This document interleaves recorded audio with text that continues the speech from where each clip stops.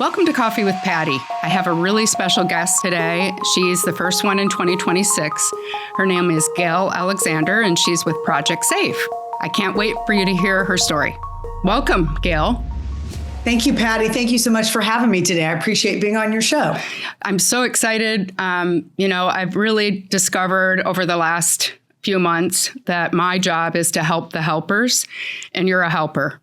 So I can't wait to hear everything about what you do. But first of all, I would really like to know a little bit about just like where you grew up and a few facts if you want to give those, just so we get to know you better on that level.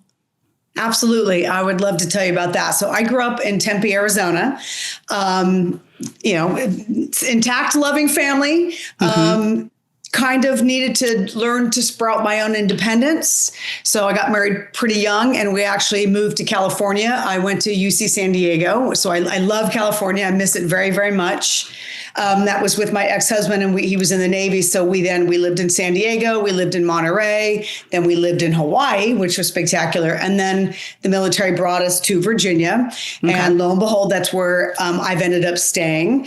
And I have 3 adult children now. And so we're all here in Virginia. This is now the longest place I've ever lived. It's a great place to live. I miss my California, but there's some really cool things about the DC area. And being here and being close to a lot of what's happening around us, which, sometimes upsetting, but also it's a great place to live. So, and then while I was here, I went back to grad school and got my, master's in human education and development and counseling and became a licensed professional counselor. And have really, I think, found my calling, have a heart for teens and young adults and parents and family work.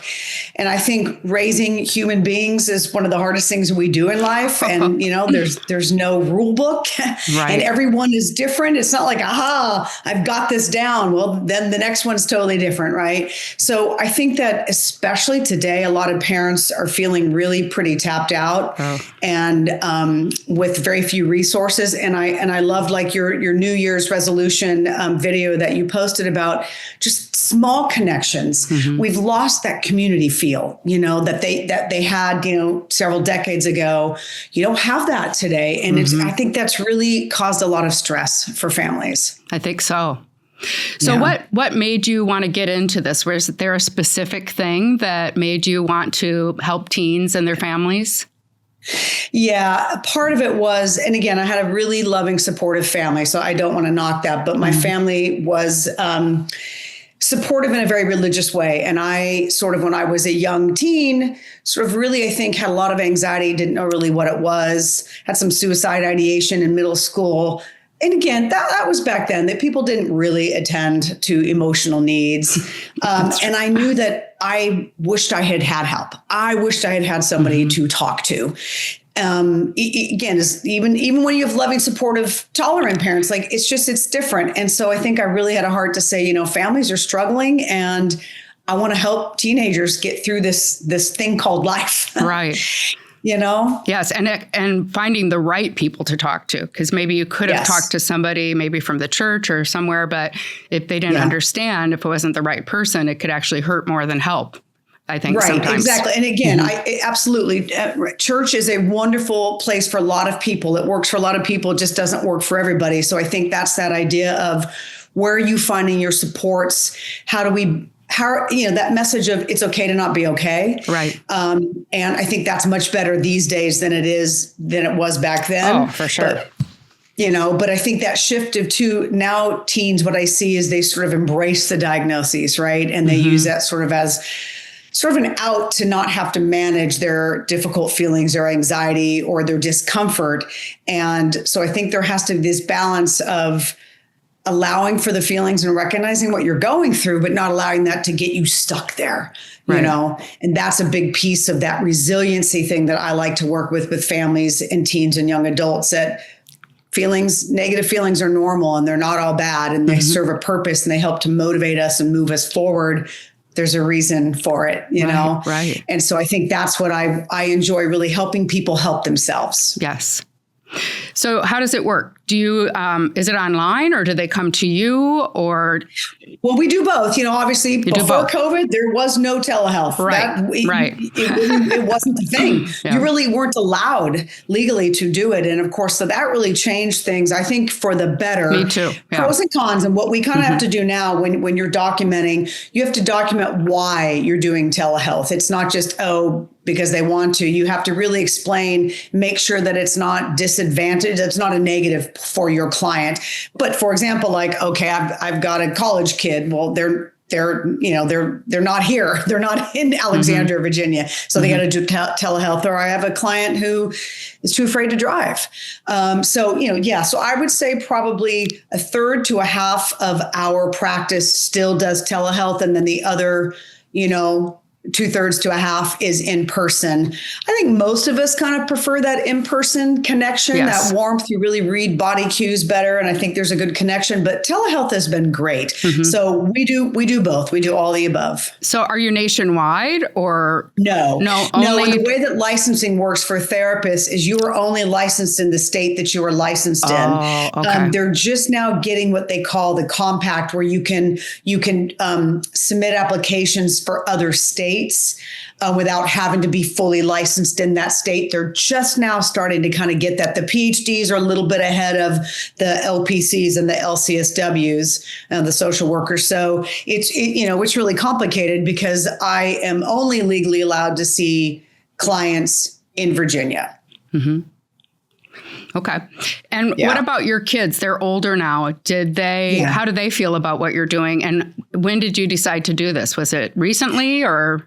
No, that's a great question. When my ex-husband and I realized we were really staying put in Virginia, I knew that I wanted to go back to grad school. And so at the time, my oldest was in high school, my middle was in middle school, and my youngest was like in preschool. Oh no! So they were little, and they're very proud of me. They're now 33, 31, and 27. Great. And so my boys are the older boys, and they live pretty close, and I see them a lot. And that is so fulfilling for me to have them close by, and that they make time for us parents. They really make effort to spend time with us.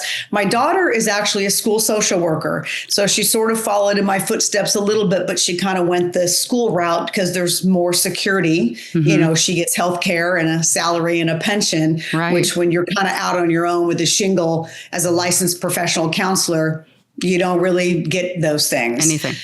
So that's kind of the downside. But so she is a fantastic school social worker for elementary kids and middle school kids in Richmond, Virginia, and is doing a great job. But it's a blessing for me. I'm very fortunate to have not only my kids here, but my 3 kids are very close. And I think part of that, even though they haven't moved since they were little, tiny, but I think being a former military family, sometimes can really bond those siblings together because you're moving and, you got to find new friends, but at least you get your siblings. Right.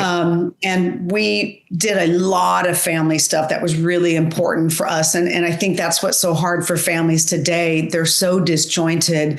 They have a hard time having family dinners. They have a hard time doing family activities. And, kids don't want to do anything but be on their screens. So I really see that advantage of, okay, how can we rebuild some of that so that we can maintain those connections in the family units today? And so I really enjoy having adult children. That's a nice, fun thing. And now I also have 2 stepchildren that are 31 and 26. So we've got a nice group of young adults that comes and hangs out with us. That's really great. Yeah. That's really great. Yeah, we enjoy it. I like that. Yeah, I was thinking about different things I wanted to do with my podcast this year, and I was thinking maybe I'll go retro and show people how to do Jacob's ladder with the string and play marbles and jacks and all the things we used to do when we were little. And ironically, my son and daughter in my stocking this year gave me like slinkies, jacks, all that different stuff Play-Doh, all the things we used to do when we were little, Lincoln logs and all that. So I thought I'd have even, sometimes I'm a little nervous when I'm on the podcast. I thought maybe I'll do the string or play with the Play-Doh or color while I'm talking to my clients. Yeah. And I think a lot of this generation now don't know about that, where you just went outside and played and you just didn't come home until your mom called you. Blocks. I mean, a lot of them understand Legos and like we even have Legos at Project Safe for, your little kids and even actually high schoolers will pick it up and start playing with the Legos. So that's a cool sort of hands-on thing. But, if you really look at, blocks was hand-eye coordination, kinesthetic learning, having to build something, being able to tear it down. It really, really amazing, simple toys that we had that, again, I think they're so screen oriented nowadays. And again, look, technology is here to stay and it's got some wonderful, wonderful things. I mean, look at what we're doing, right? But I think one of the things, if I had a message for parents of younger children, it would be to get control of the technology early and maintain control throughout and make that the normal and the standard. I think it caught a lot of parents, especially my generation that now have adult children when this all came out. Like my oldest son at 33, his first smartphone was going into college because there wasn't smartphones. Right. Where my daughter, when she didn't get one until she went into high school, and she and one other friend were the last of their friends to get a smartphone. And I actually just read an interesting article by a professor that the research of not getting a smartphone before the age of 12 is pretty profound, that it showed an increase of obesity, increase of depression, anxiety, self-harm. They really should not have smartphones for a long time. And so again, my advice to parents of younger kids is get control now and maintain control. And then that will be the norm. I agree. Both of my kids said that they're not going to let their kids have cell phones until they're really old. Hopefully they can do that. Well, and I think the trick is going to be if it's trending that direction. Like Virginia's governor passed a law, no phones in school. I know a lot of other states are doing that. Virginia also just passed a law that is now limiting to 1 hour of social media a day if you're under 16. But the problem is kids that are already doing it, you're going to have a hard time controlling that. But for the new kids, it'll normalize it because everybody's doing it. 10 years ago, if you were the kid without a smartphone, you were the weird, odd kid without a smartphone. I think the trend is shifting for parents to realize no, we're not going to have it. And then no one's going to have it. And that's going to help a lot. They should do a TikTok trending that it's cool not to be on your phone. True. That's do great. A challenge. Right. Do one of those challenges or something. Yeah, for sure. That's great. I asked my son and daughter. My daughter didn't get back to me. She's in law school. She's busy. But I asked my son, what would he ask you? And he said, has there been one thing in common that brought them out of it? Like one thing in common that brought them out of whatever problem they had? You mean for the teens? For the teens. Probably not one thing, but it is a great question. And I would say that some of the tenets of that is normalizing that they're not alone. I have a lot of teenagers feel like they are the only ones feeling anxious or feeling stressed at school or feeling sad and depressed and kind of disconnected. And so I think one is normalizing it and connecting with other teens and recognizing that you're not alone. That's a big one. That's a big one. And then really recognizing what it is, naming the feeling so that you can have a strategy, because they distract themselves so easily with all their devices, and they're also super busy. So it's easy to distract yourself.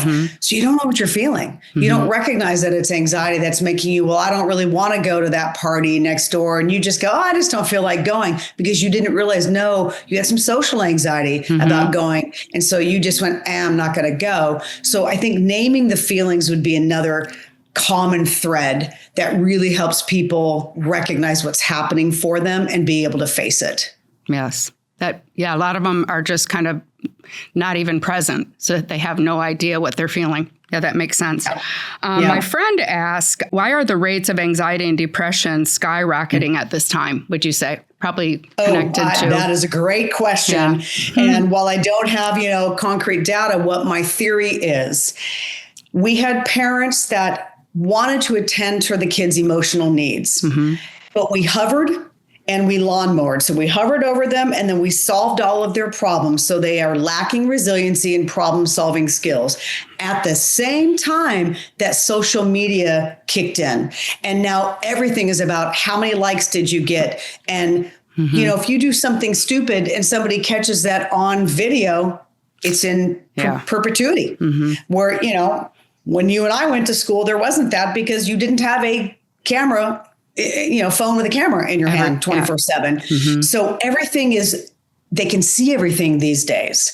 They can now also, they can self-diagnose and Google things. And while, again, information is power, sometimes too much information is overwhelming. So it was really parents didn't allow kids to fail and they solved their problems for them. And then it was the social media and this hyper focus on how do I look and how many likes do I get? And are somebody judging me? And is somebody and you can, it's very easy to be mean to somebody behind a screen. Right. If back in the day, if I had to come up to you at recess and say, I don't like you, I had to physically come up to you. Now they can do it through a device. And so I think it's much easier to be mean to kids and it's isolated kids. So I think those really are a big, big piece of what, because you're right. I'm seeing levels of anxiety and depression that I've never seen before. COVID certainly, I think, also gave it a little bump up. Right. But it was already happening. It was already happening before that. But then that really made kids obviously isolate and kind of stick to their bubbles. And I've even seen even now, we're solidly 5 years out of COVID. They still have a hard time making friends and wanting to talk to new people. They're very sort of fear-based. And it's what we call is they live in a scarcity mindset. I'm never going to get better. I'm never going to find somebody to love me. I'm never going to be okay in school. I'm never going to have friends. So it's that scarcity mindset. So they just kind of stick with what they know. And then you've lost the ability to grow and change and learn and face uncomfortable things and know you can get through it. It's that resiliency piece. Yes. So that's why I think that is happening. I get that. That makes a lot of sense. It really does. Another one he said is, what are 3 things a parent can do to help a teen who's struggling? First of all, just show up and listen. And don't try to solve the problem at the beginning. Just listen to what they're saying. They want a chance to figure it out. One of the things the other kids, hate when parents are like, oh, I totally understand. They're like, no, you don't. It's not the same. And even though we probably do on some level, I think just allowing that kid to have that space to share and pause and listen. The other thing is, I think parents were so overwhelmed ourselves. Yes. That we are running that hamster wheel and it's nobody's fault. that isn't to blame anybody. My 92-year-old mother stayed home with us and most of us I wanted a career. So it's not that, oh, we have to go work, but we're not home. So we're rushing in and homework time and sports and dinner. Everybody's frazzled. So I think if you can just carve out, where can I pause and stop and attend to, first of all, attend to my needs and make sure, am I hydrated? Am I not starving? Am I regulated pretty well so that I can be there for my kid? Because children take their cue from their parents. And if the parents are stressed and anxious and running crazy, what children can't see parents as dysfunctional, at least when they're younger. So whatever a parent does, kids think it's their fault. So if a parent's really anxious, the kids think, oh, I'm causing mom to be anxious. Or if, dad's sort of depressed or angry, it's like, oh, I've done something to make dad angry. So the other piece is sometimes just be real with your kids. Like, hey, you know what? I'm sorry. Mom's kind of cranky today. I didn't have a great day at work, or I need to get some food. This isn't you. I'm sorry. I say, parents, it's okay to say you're sorry. That does not diminish your power and does not make you weak parent. I actually think it makes you a very strong parent to role model, being able to apologize and pay attention to your feelings and own it with your kids. Because if you don't own it, they're going to think that something else is happening. And oftentimes their imagination is going to be worse than what's really happening. Sure. So, so piece number 1 is, listen, just listen without trying to problem solve or tell them what to do. Again, not that you're never going to tell them what to do and guide them. Your parents, right. That is your job. Right. Again, I have other parents going, oh, I don't want to tell them what to do. No, that's your job. But always start with listening and see what they think first before you start doing that. And maybe ask questions to get them to help figure it out. We're trying to teach them to solve their own problems, not solve it for them. And then pay attention to your own anxiety and depression and how you're feeling. Take care of yourself so that you can be attentive and show up for your kids in a more emotional, nervous system regulated way. That's probably my 2 biggest takeaways for parents with any age kid, really, because we got a lot going on, We do. That makes sense, because I didn't really think of my mother as a person until I was like 30. But I talk to my kids as friends now, like we're friends. And, we grew up in a time, I don't know if we're the same age, but I don't remember ever once my parents asking me, how am I doing? No. It just wasn't like that then. And I ask my kids every day, how are you? First thing in the morning, how you doing? Yes. What can I do to help? I think our generation, I think you and I are similar age. I think that we paid more attention to the emotional needs of our kids, but our parents, again, were sort of raised during the Great Depression. Mm-hmm. So if you had food on the table and a roof over your house and were stable, your feelings didn't come into play. So part of it is not even their fault. They just were raised differently. But then our emotional needs weren't really attended to. And so then I think our generation has done a better job of that. Maybe we've overcorrected a little bit. Yeah. We've paid too much attention to self-esteem. And then we sort of, the gentle parenting showed up, which I'm all about. There's a time and a place for it. But you still have to be a parent. That means sometimes you have to be the bad guy. And that's just how that's got to go. Right. If we could just meet in the middle somewhere between our parents and us, I think it would be good. Because my daughter's saying now, I think, Mom, you could have corrected me a little bit more or directed me or not let me do that. And I'm like, sorry. But the other thing, look, parents, you're going to make mistakes. There isn't any way around that, getting through this parenting thing. You're going to make mistakes. Sure. You're going to overcorrect for something that you were annoyed about as a kid, and then your kid's not going to like that, right? Like my parents didn't force me to go do things. Like I wasn't forced to go play sports. I also wasn't a sporty kid. I was a dancer. So there's that. But I really wasn't. It was like, oh, do you want to do this? Oh, you won't. Oh, gosh. Where then I forced my kids to do things, and they're like, that was terrible. How I hated every minute of it. So they'll probably not force their kids to do things, and this cycle continues. So, I think it's okay to say you're going to mess up. And then that comes back to what I said a few minutes ago. It's okay to say, hey, I'm really sorry. I probably didn't make the best decision there, or I probably didn't handle that well. Again, not always. Sometimes it's like, hey, that's my decision and you don't have to like it. And you can think I'm a terrible parent, and okay, that's okay. No big deal. But when you really feel like, man, maybe I didn't hit the nail on that one, it's okay to say that. I think that means a lot to kids that recognize that parents will go, yeah, I probably didn't manage that well. Yeah. And also to say to ourselves, sometimes when I can't sleep at night, I'm like, oh, that happened. How did I let that happen? Right. And that was like 30 years ago. So I can't really do anything about it now. Right. So you can't take it in now. So parenting is not for sissies. It's a really huge job if you're going to do it right. Yeah. And, I think the parents need help too. Some advice on what to do and how to handle things. Yeah. And I do. I work with parents as well. And I sort of like that piece, because I feel like that is me sort of helping. And again, I'm not an expert on anything. I'm just a human being that, I'm sort of learned by mistakes, because I'm kind of on this end of the lifespan. So, but I enjoy being able to at least walk people through like what's working for you, what's not working for you, and let's sort of solve this together. And it feels like I'm giving back to that younger generation who's in the thick of raising kids today with the social media stuff that is so hard, to get kids off and come participate in a family conversation or a family dinner. And I'm a big fan of the phrase, well, this is what we do as a family. You don't have to like it. When my kids were little, we did forced family fun. And everybody usually ended up having a good time, but it wasn't up for debate. You're going to do this. And so I think we need some of that still to occur with families. And that probably makes them feel safe that you're in charge. Yes, that's what I've heard. It absolutely does. They may push a little bit, but deep down, that is what they want. So on a scale of 1 to 10, what would you say the involvement of the parent and family is or should be for the child that's suffering, the teen that's suffering and going through a hard time? And, that's going to change over the lifespan. Obviously, when they're little, you're going to be way more involved. But one of the things I think for teens specifically, again, we want to give them some independence. We want to let go of the string a little bit and let them fly. But, freshman and sophomore year, you still, you need to be involved throughout high school. And that's just showing up to games, asking how they're doing, asking if they need help, getting them the snack that they need, getting them the poster board, getting them a tutor if they need. But I still think what I see is freshman and sophomore year, a lot of parents start to go little hands off too soon because they want them to learn. And again, we don't want to micromanage it. That goes back to me saying when we hovered, helicoptered, and lawnmowered, you don't want to do that. But that doesn't mean you don't pay attention.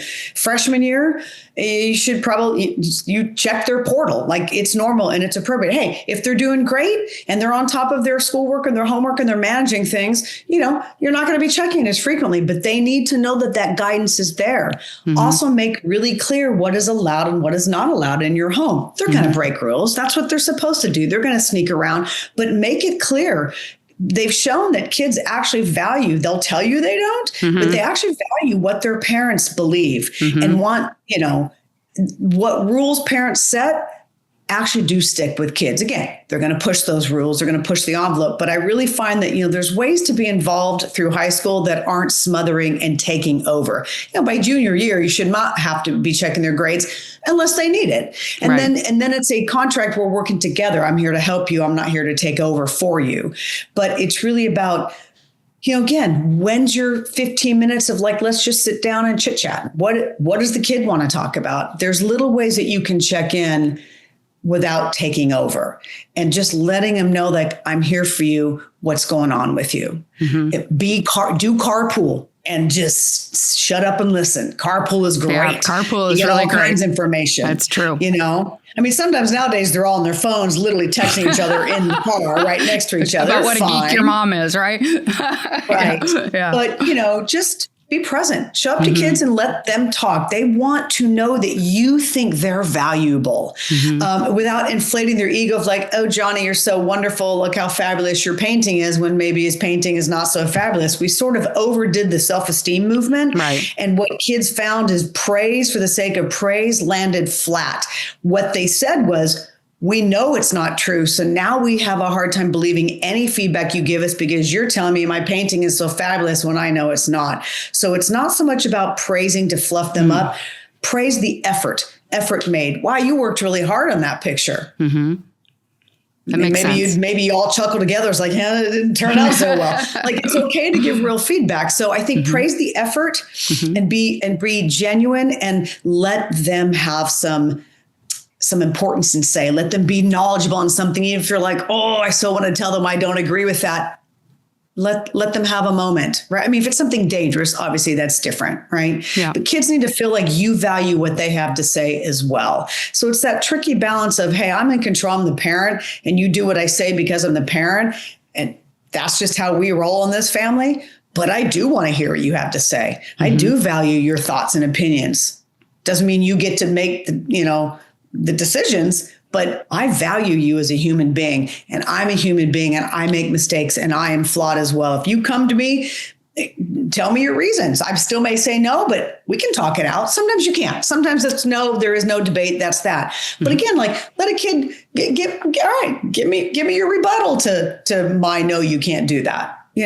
Teach them communication skills, teach them self-advocacy, but also teach them that they have value and worth. These kids are running around thinking that they are big fat failures and someone's going to find out, and they're not smart, and they're not cute, or they're not good at sports. And none of that's true. It's all this self-judgment that they're putting on themselves right now. One of the questions I ask a lot of times is, what would you say to your 8-year-old self now? What would you say? What do you think most kids want to hear? Like the 12 to 18. What do you think they want to hear from people about their self? Well, I think they want honesty. They want to know between 12 and 18, they're figuring out what they're good at. They're trying to figure out, am I good at math? Am I good at science? Am I good at cars? So they really want honesty of again, you're showing up. And again, it's not oh, you suck at that, you're great at that. You still have to have some tact, but they want to have some independence and industry. So allow them to explore different things. And, again, if you start something, you got to finish it. You might, great, it's not your thing. You don't have to do it again, but you're going to finish it. But they're really trying to figure out, what am I good at? And so I think showing up in that phase of let's figure out things that you might like to do. and let's figure out how you like to learn, or things that are enjoyable that you're curious about. So I think that's part of it. And then the other thing is they need to be able, they should have to do things. These kids are so overworked, and, they're taking way too many AP classes, which was never the point. They're playing competitive sports. Look, again, some kids, I love it. I'm not knocking it. My kids did all that stuff. I'm all for it. But there has to be a balance. Like, I'll ask a lot of families, what chores do you have around the house? The kids don't have any because they're so overwhelmed and so fried. But it's like, that's not helpful. We should pitch in as a family. Again, not Cinderella, right? But you should have to unload the dishwasher. You should have to help with dishes. You should have to do your laundry. At 15, all my kids did their own laundry. And there were times I helped, of course, like you had late lacrosse practice and you have a test to study for. I got you. No problem. I'm the mom.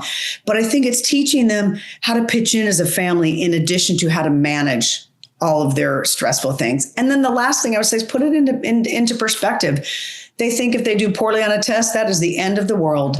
And while we want them to do well, anxiety makes you study, makes you want to do well, but put it into perspective. It's okay to fail.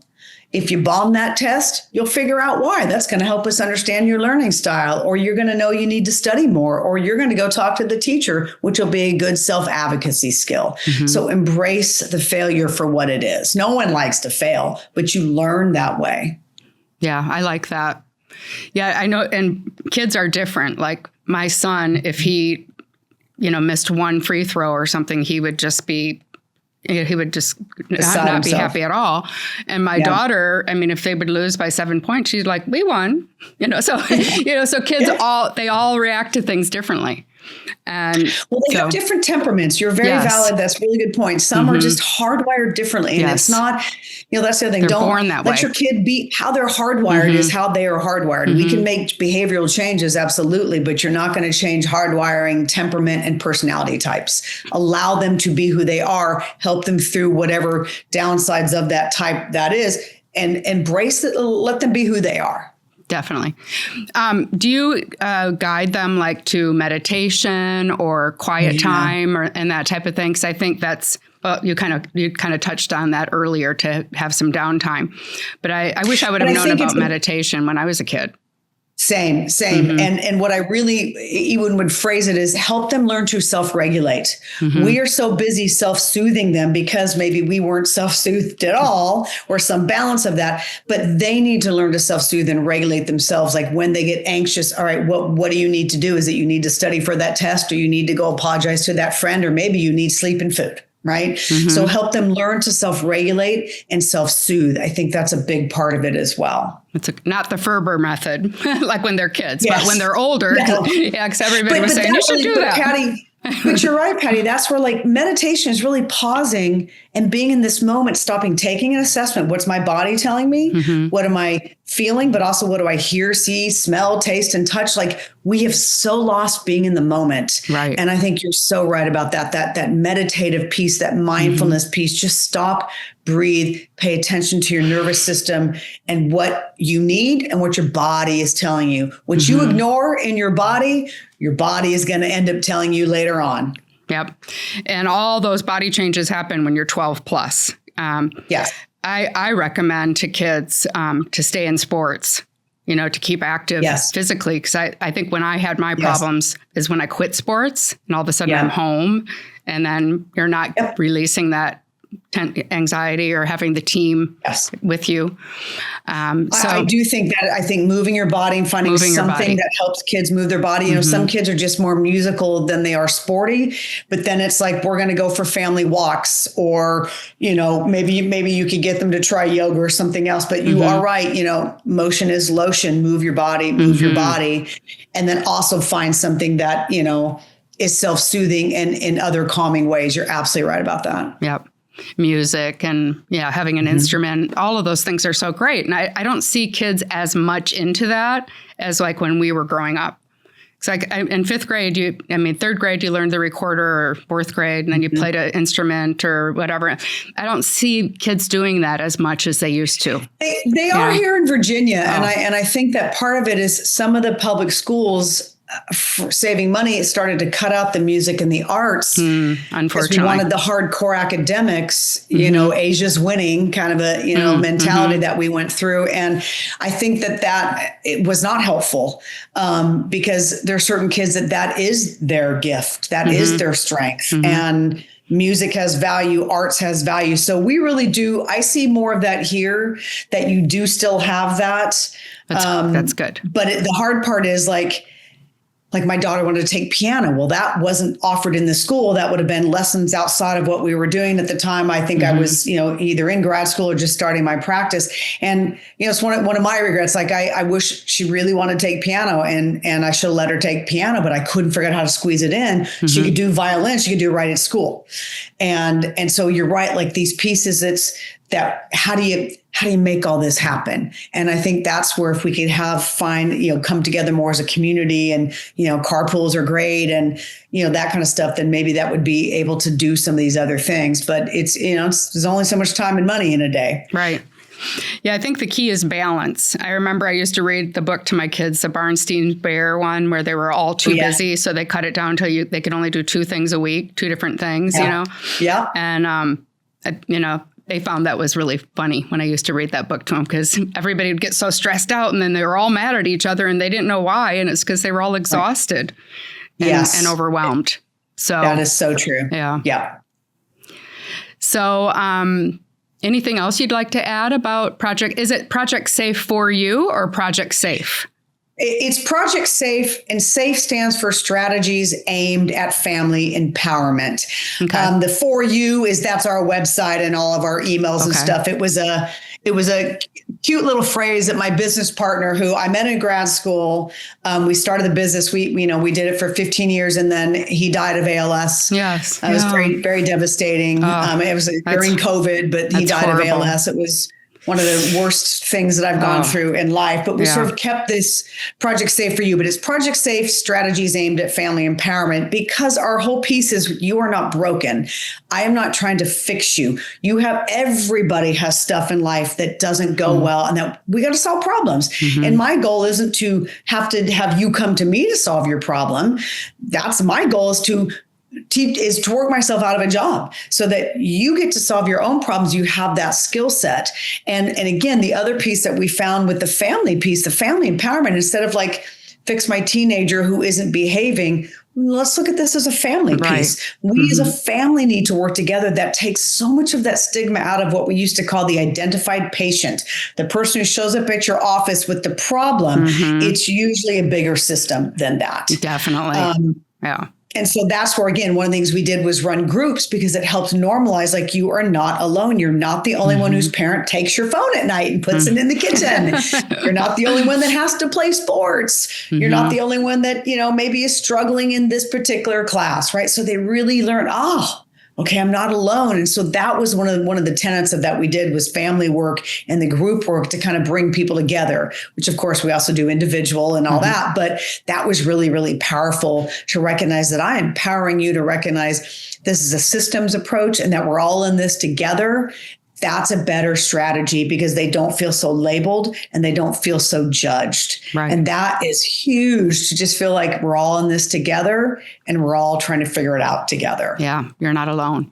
I wish we had more places like you, like in every city and every state in the United States, because I think kids need a place like that. I know they have like YMCA and the Boys and Girls Club and different things. Yeah. But something that really was kind of smaller where you could be together and just connect with people. I think that's one of the big problems is there's not enough connection anymore, especially after COVID. I mean, COVID messed up so many things, but I totally agree, Patty. Totally. We need to have that connection. Well, and that comes back to your New Year's resolution of like, small connection. When people think connection, especially my anxious clients, they get really overwhelmed. Like, I don't want to talk to a stranger. Well, time out. Start small. I loved how you phrase it. It's like, go talk to your neighbor. Go pet your neighbor's dog. Go just talk to the old person, or just take to the new neighbor. Take a loaf of bread to the new neighbor, or whatever it is. Like, or just the new kid at school. Like, just say hi to the new kid at school. Like, there's lots of little teeny ways that we could start connecting that don't have to feel overwhelming, and you don't have to go solve all the world's problems. Just connect in these small ways. Yeah, we had a potential break-in a while ago before my daughter went to law school. And so my husband and my daughter went and got everybody's phone number in the neighborhood. We've lived there for 30 years. I didn't know most of the people. Right. So I said, let's have a holiday party. So I invited them all over to the holiday party. We had a potluck and I got to meet my neighbors. One lady, I haven't seen her 30 years. I've never seen her until that night. And I feel so much more safe now. Like we know each other. And we had to do so little. All we had to do is make a meal and talk. And it was just so cool to get to know them. That is so awesome. I love that story. And I love that I'm a big potluck fan myself because people get overwhelmed, like throwing a party, like it's a big expense and it's a lot of work. Yeah. Well, if everybody pitches in, it's not. Then you feel part of it. It's okay to say, hey, we're going to do this. We're going to host it. Everybody bring something. Mm-hmm. It makes it so much more doable. And then it's so much more relaxing. And then you'll actually follow through and do it. And I love that. Like you said, now you're connected as a community and as a neighborhood, and you're more likely to look out for one another. Oh, for sure. Yeah. When we were gone to Florida recently, somebody took our trash in. I have no idea who it was, but somebody did it. Right. And I was like, that lovely? That's the way I grew up. Our neighbors, helped shovel our walk. And I grew up in Michigan. And, if you needed to borrow an egg or some sugar, you could just go to anybody and borrow it, Right. And one of my neighbors got hurt recently. So I thought, let me call her and see if there's anything I can do for her. And it's like, it's good to know that, the people and you can help them and be, in a community together. Right. And it's good to know that it's okay to ask for help. Like, just, hey, I got injury and I need milk. Could you go to the store for me? Like, I think we're so afraid to ask people for things because we don't want to be judged. We don't want to be a burden. We don't want to bother people. And again, I'll tell young people like, oh, I don't want to share because I'll burden my friends. And I'm like, well, time out. Do your friends share with you? Well, yeah. Well, do you feel burdened? Well, no. I said, right. So in their mind, you're now closed off. They're wondering why you don't share. Yeah. And they're like, oh, like light bulb, like, oh, never even thought of that. So afraid of being judged and burdening other people. And so your whole point is, no, let's come together and connect and know that you can ask for my help. Yeah. And to confront, because I learned this late in life. Sometimes people don't understand what you're saying. It's like I've had situations where I say something to somebody and they kind of walk away and I'm like, oh, they didn't even hear me. Well, they didn't hear me. Right. So sometimes it's good to say, did you just hear what I said? Or do you have a question about that? And most of the time they'll say, oh, no, I didn't even hear what you were saying because no one's thinking about you anyway. You know what I mean? But I used to make such a big deal about, oh, my God, they're going to think I'm rude or whatever. Right. And it's usually lack of communication and not confronting something. It is usually lack of communication. Then we assume things that probably aren't accurate at all. We assume the person's mad at us. We assume the person's judging us. And to your point, maybe they didn't even hear you. They're in their own head. Or again, it's okay to self-advocate and stand up for what you want. I don't get to tell you what to do, but I definitely get to set a boundary for what I'm comfortable doing. Right. And I think, again, that would be it's these communication skills. You're right about that. Sort of shoring or like a those text. back up. Like you can get a text and maybe do the microphone or whatever and the voice record and it comes out crazy. And it's like, I got to tell them that was voice record. That wasn't what I meant, Yeah, well, they did a research study where they had people text each other who knew each other back and forth and they asked, hey, do you think that the person you texted understood your text message? And it was like, 90% of people said yes. And they said, do you think you understood the text message you got? 90% of people said yes. Don't quote me on that number, but it was a high number. And then they assessed and verified, and no one got it right. Right. Nobody had read the message correctly or understood this little piece under it. It was the rate of error was huge. Yeah. And so again, I think this piece of like, just check in. Something you're going to assume you think you know it. Just check. Just communicate and check in. That alone can solve a lot of problems. Yesterday, I was in my office. I put Mel Robbins on, and I just saw a little bit of her talk with Jake Shetty, and she said, "Did you know that we weren't even supposed to see what we look like? We're not even supposed to see ourselves." And when we did, it was like through like a river or something. And it was moving. That's almost, But she said, the way other people see you is completely different than the way you see yourself. And I never thought of that. Yeah. And so just seeing that people see things so differently, and and not to judge yourself or them, because we're just so different. Yeah. I mean, everybody's different. Well, that's that POV, point of view. And you're going to see it from this angle. Someone else is seeing it from this angle. You're going to look at it differently because you have different points of view. Even if you just literally, the analogy somebody gave me is two people watching a football game. One's looking at here, one's looking at here. They literally are going to see different things because of their point of view. But that's what life is like. Yes. My life experiences and my points of view are going to be different from yours. And so just check in, communicate. We don't have to, it's okay to agree to disagree, but check in and find out what's happening. Right. Verify, you know, and that's, I think you're right, that piece of like, we all can see things differently. Yeah, that's so true. I had a fun question to ask you. Yeah. If you could do one thing that you've never done before, what would that be? Oh, gosh. That's kind of deep. I stole that from some other podcast, but I thought that was a really good question. I mean, part of me right off the bat wants to say, like, I wish I had ability to travel a lot, but that's not exactly really answering your question. I think that I wish that there were things that I had learned to do earlier on. I quit playing piano. I wish I still played piano, because I actually do sing in a band as well. So that's a fun little. That is so cool. Yeah.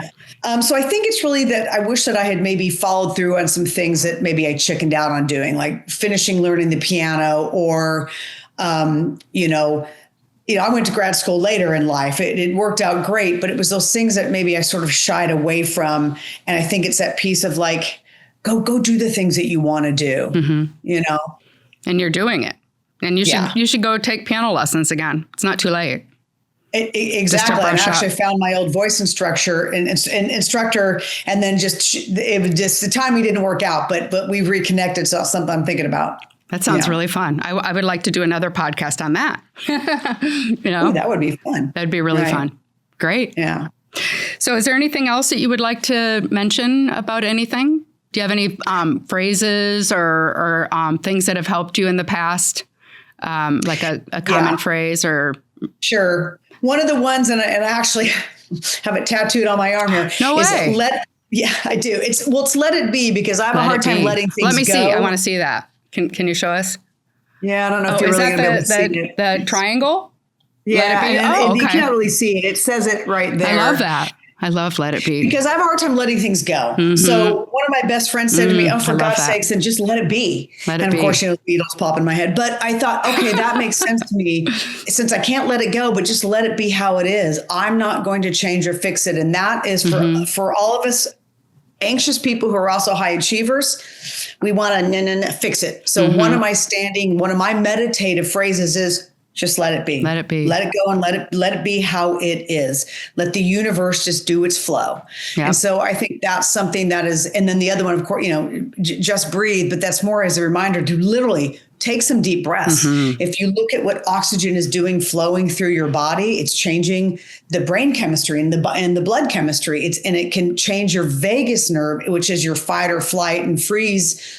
It's the longest nerve in your body that they've discovered that runs through your entire body and is truly connected to your gut and to your heart. When you feel that gut and you feel their heart, that's your vagus nerve. Yes. And if you press your belly button to the back of your spine, you can sort of compress the vagus nerve a little bit and it can reset it. Rubbing your ears, that's where you have the most amount of vagus nerve endings, and the pads of your hands, a karate chop. So those are vagus nerve areas, ears, karate chop, and then that belly button to your back. Push it. It can help. Okay. It can help just lower that when you feel really panicky. I love that. When you're stressed, your cognitive part of your brain literally goes offline. Like they've shown it with blood scans, it's not working because you're in fight or flight mode. So that decision-making front part of your brain behind your forehead isn't working. So if you can just calm it this much, you get your logic brain back online. It doesn't take away what's happening, but it might allow you to stop and think and problem solve a little bit better. And that's that piece of like,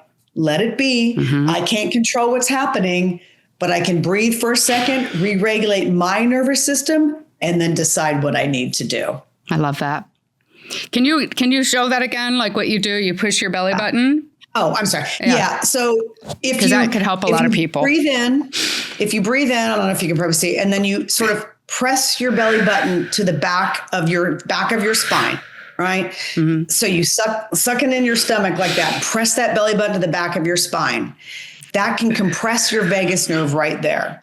And so then it just kind of resets. And then again, the other one, just rubbing your ear. And I tell kids all the time, no one knows what you're doing. You're just rubbing your ear. They might be like, why are you rubbing your ear? I'm like, it itches. Yeah. Because kids aren't, going to some of these other things, they're not going to do them in front of other people. But I can be sitting in class and I can just kind of rub my ear, or I can do my little karate chop under the desk. Okay. No one sees me do no one sees, rub it and karate chop it. No one sees you doing that. Mm-hmm. The other one is havening. It's shoulders to elbows. You can rub, and again, so I'm like, I'm just a little cold. So if you just rub that, go in the bathroom, do it in the bathroom. I should do that every single time I do.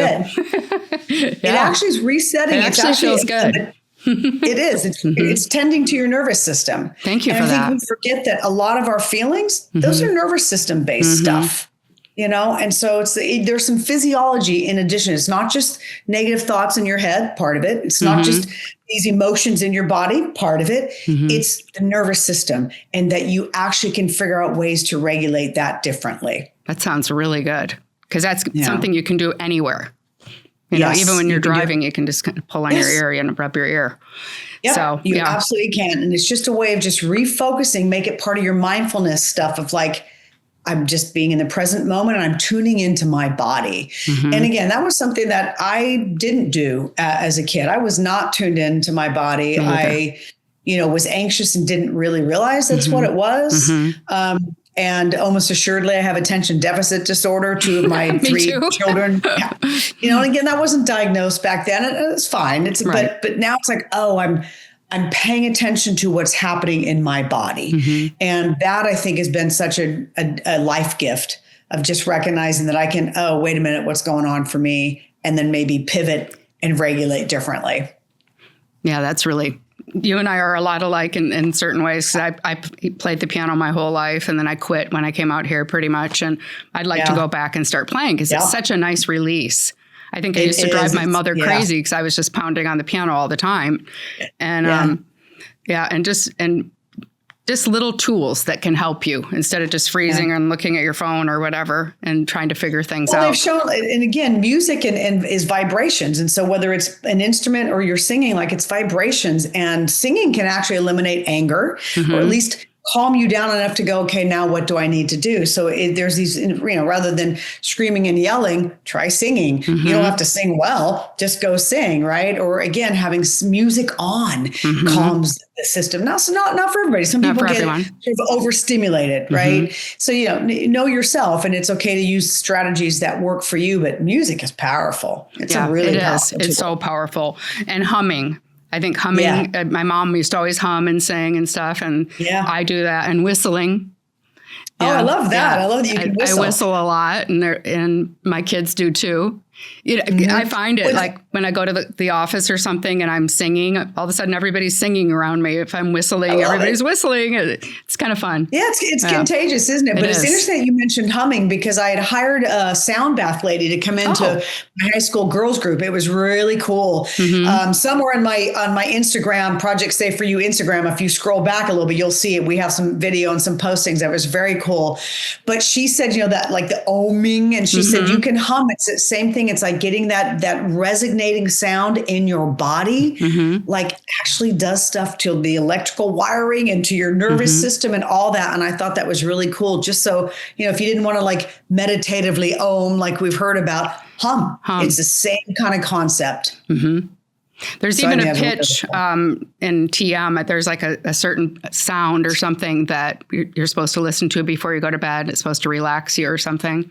I'm not sure. I've heard that. And I think my theory on that is because I actually have a little Hertz type of music that I have on repeat when I go to sleep. I have my phone plugged in just on repeat really low, because if I wake up in the middle of the night, I can kind of anchor myself to that noise and fall back asleep.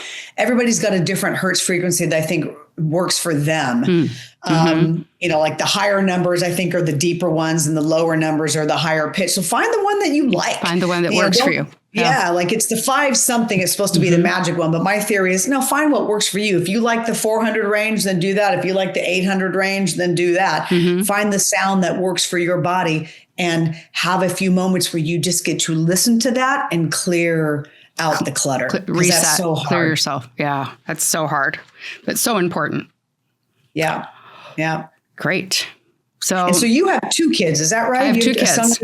My son Yeah. is 30. He's an artist. He's an EDM musician. Oh, cool. So he goes to Virginia sometimes. He travels the U.S. And my daughter's in law school in San Francisco. That's awesome. That is awesome. And I would be surprised if my children have been to your kids' concert. They might have. His name's Kayvon. Yeah. He's going to be on the show in February. So he's going to talk about his new. Yeah. You might have heard of him. Yeah. That is wonderful. And it's funny that my son was an athlete when he was growing up and then got into music in college. And my daughter was a dancer. And now she's going to law school. So they did the opposite of what I thought they were going to do. Switched around. So you just never know what the kids are going to do. Yeah, well, that is wonderful. And again, it sounds like you've got 2 great kids as well. And, we're all just trying to get through life together. Yes. And we need to be connected and feel connected and help each other. And that's what I found I want to do with my podcast. Like I said earlier, it's just like connect the helpers, connect people together, and then and ask people what they need. And then we can kind of make it work somehow and try to help them. Yeah. I love your phrase, helping the helpers, because you'll see that, in helping professionals, there's a high rate of burnout, right? Oh, and again, that's what I, as the owner of and the clinical director of the practice, what I'll tell, my residents is, you also have to make sure you take care of yourself. Yes. Take a day off and don't reply to emails. And where's your down day? What are you doing for self-soothers? Because I think we forget, and we're so programmed again to go, achieve. And you got to pause. You got to pause and take care of yourself as well. Yeah. I'm an emotional sponge. So if I saw like 8 people in a day, I'd be like totally frazzled, by nighttime. Yes. Yeah. So this was so great talking to you. I would love to talk to you again and reconnect. I would love that. This has been very fun. Yeah. And, I guess it would be the people in Virginia that would be connecting with you. Have you written a book or any studies or anything that we could give to people? I guess I could look at your website. Yeah, I have not. Yeah, definitely the website. We have a Facebook page, but Instagram's probably the better one. Best way. We have lots of tips and tools and blogs and links and stuff. And I think that I have been so busy being clinical minded. Like I see a lot of clients back to back every single day. That's a lot. As a matter of fact, I said to my clinicians, I said, don't necessarily follow my pattern, take a lunch break. Yes. I don't even take a lunch break. So I'm so busy, I think, doing the actual therapy work that I haven't. I'm just now sort of, again, trying to get myself into articles and do some of stuff like that. But I love the client care piece. Yes. So much that's kind of where my heart has always been, is still just face-to-face client care. I can attest to that, because I was trying to get a hold of you. I'm like, I just have a group of, boys right now that I'm working with. And, I could tell that's your priority. And that's what we need. That's why we need people like you. So thank you so much. So welcome. And thank you so much for having me on today. Great. I would love to do this again anytime. That would be great to You're chat. my first podcast of 2026. I love it. And I just would like to end with what my mother said to me before my sister passed away several years ago. It's you really are loved just the way you are, more than you know. That is awesome. Thank you so much. And I loved having virtual coffee with you today, Patty. I know I didn't drink mine, but my husband bought me this. It says coffee with Patty. I don't know if you guys can see it. Oh, I love that. Yeah, I love that. But I didn't want to move because I thought maybe something would come off or whatever. So I'll drink it on the way home. I know. Exactly. Have a great day. And thank you so much for what you're doing. Thank you so much, Patty. Same right back at you. And let's stay in touch. We will for sure. Thank you. Okay. Take care. You Bye-bye. too. Bye-bye.